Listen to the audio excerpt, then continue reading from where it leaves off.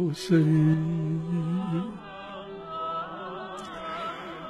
يا حسين يا حسين يا حسين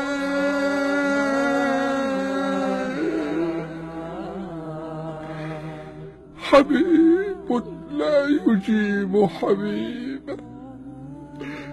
وأنى لك بالجواب وقد شحطت أودادك على أثباتك وفرق بين بدنك ورأسك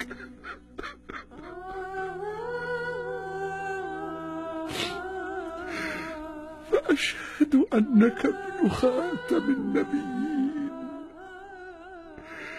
وابن سيد المؤمنين وابن حليف التقوى وسبيل الهدى وخامس أصحاب الكساء وابن سيد النقباء وابن فاطمة سيدة النساء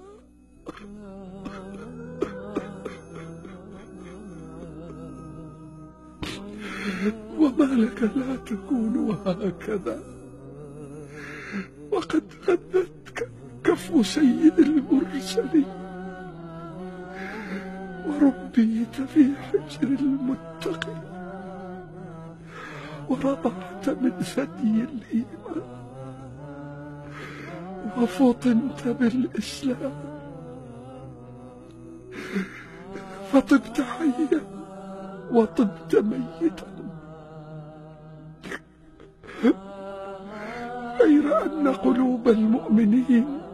غير طيبة لفراقك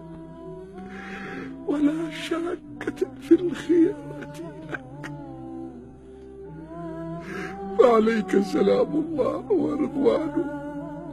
وأشهد أنك مضيت على ما مضى عليه أخوك يحيى بن زكريا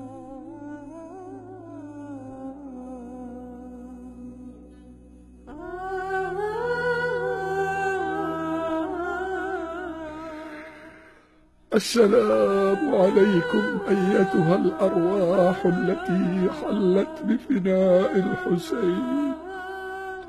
وأناخت برحله. أشهد أنكم أقمتم الصلاة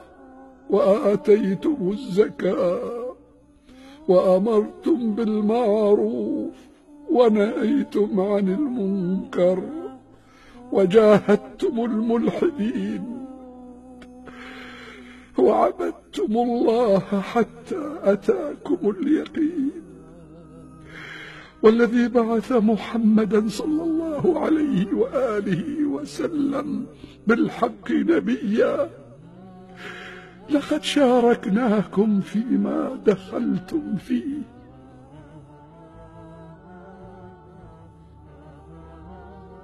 يا جابر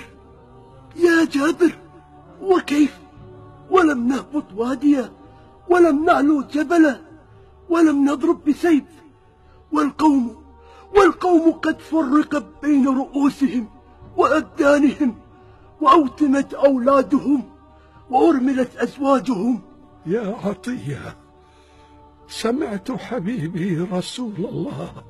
صلى الله عليه وآله وسلم يقول: من أحب قوما حشر معهم، ومن أحب عمل قوم أشرك في عملهم.